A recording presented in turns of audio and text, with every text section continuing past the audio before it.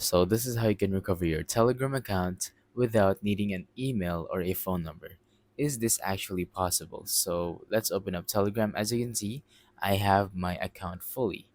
And the way I signed in to my Telegram is I first, of course, I downloaded Telegram and it asked me to sign in with either my email or my phone number. I signed in with my phone number and it immediately got me within the app.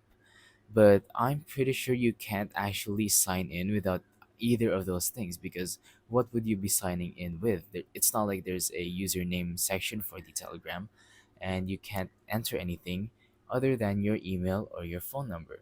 So, unfortunately, as of now, there is no way to fix this recovery of the Telegram account without having your email or phone number.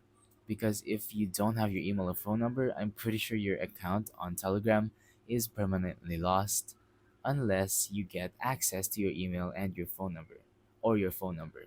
But basically, there is no way to signing in your Telegram account without having your email or your number.